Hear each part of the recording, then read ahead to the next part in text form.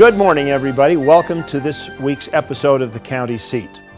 Too many flags on the battlefield. That's our topic today as we look at land issues.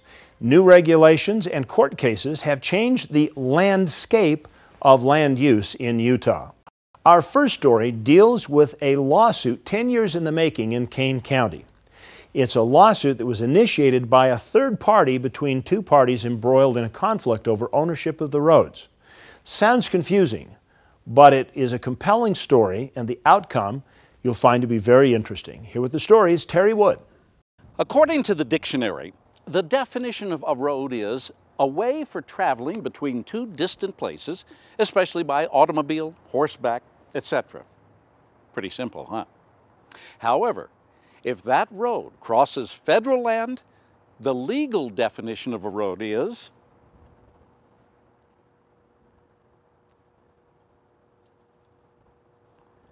this could go on forever, but I think you get the idea. Usually, when you think of a road, you'll picture a paved street or highway.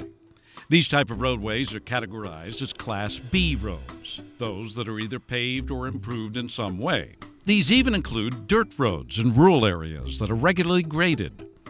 Class D roads, on the other hand, are those roads which are passable and used in county transportation plans, but have no regular maintenance or improvements. When any of those roads cross the 2/3 of Utah that is controlled by the federal government, whether they are improved or not, isn't as important as who holds the legal jurisdiction or the right of way. In other words, who maintains it, who has the right to close the road, etc. And all that depends on when the road was put into service. From 1866 to 1976, any road constructed, created, or used across federal land that was dedicated for a special purpose, such as a forest or a park, became property of the state. Utah then had the right of way and could close or open the road at will. This authority comes from a section of the Mining Act of 1866. Those roads are called Revised Statute 2477 roads, or simply known as RS 2477. The law states the right-of-way for the construction of highways over public lands not reserved for public uses is hereby granted. Simple, clear language. In 1976, Congress passed the Federal Lands Policy and Management Act, known as FLPMA. That law essentially changed the mission of the Bureau of Land Management from disposal of public land as surplus and giving them to the individual states to keeping that land for public use. In other words, the BLM's role changed from being a custodian of future state land to the permanent owner of federal land. Logically, it also changed how roads were to be built. As of October 21, 1976, all new roads were to come under the category of FLPMA Title V, in which ownership of the road would fall to the federal agency on whose land the road would lie. If it was Forest Service land, it would be a Forest Service road. But according to the new law, all roads created prior to that date would be grandfathered in under the 1866 law. They would remain a property right of the counties or the state. FLPMA Section 509 states, "Nothing in this title shall have the effect of terminating any right-of-way or right-of-use heretofore issued, granted, or permitted." Also very clear and easy to understand.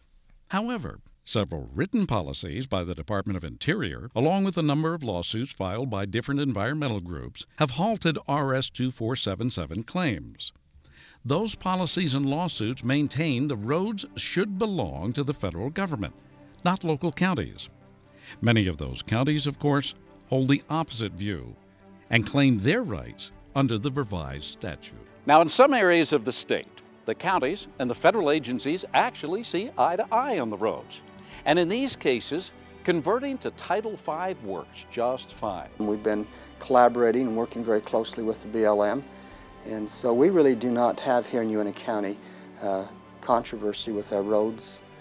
In other counties where land designations and federal planning conflict with local plans, the issue becomes more contentious. This has been the case in Garfield and Kane counties, where the creation of the Grand Staircase National Monument changed the status of nearly 90% of the county's land. Kane County has more disputed RS 2477 claims than any other county in the state, and Kane was the first to take this issue to court.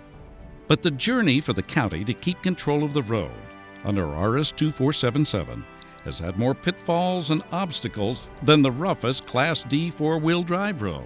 The many trips to district and circuit court have been favorable for Kane County. The success was not really felt, though, until the most recent ruling from the entire 10th Circuit Court of Appeals last month. That decision takes third-party litigants out of land disputes between the counties and the federal government. Senator Mike Lee, who was the attorney for Kane County in the case, likens the lawsuit to a nosy neighbor. This case in some ways was analogous to a property dispute involving property owned by two adjacent landowners. But the plaintiff was not one of those landowners, but a third party who was just concerned about that property dispute. The 10th Circuit ruling made clear that if the federal government's property rights are being interfered with, then it needs to be the federal government that asserts the claim. A third party cannot in and themselves come in and argue on behalf of somebody else. So the court ruled that we, the BLM, have to be the ones that have to be taking this case forward.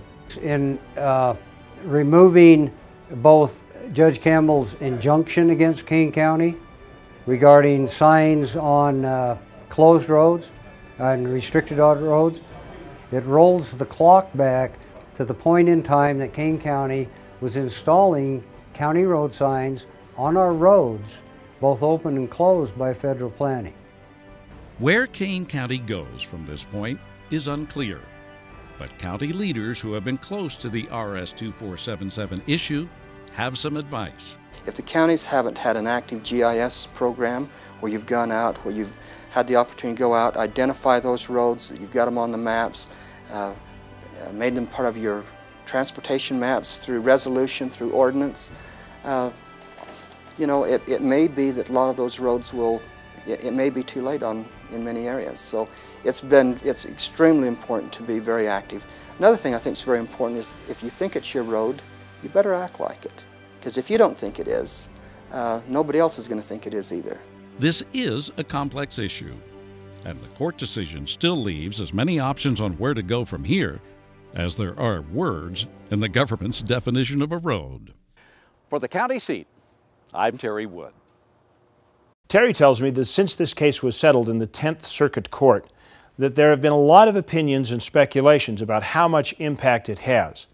Actually, the implications of it are fairly narrow, and we will find out more about it in a discussion that we have a little later in the show. Up next, we'll be taking a look at Secretary Salazar's new order, number 3310, the Wildlands Initiative. We'll find out what impact it has on Utah's counties.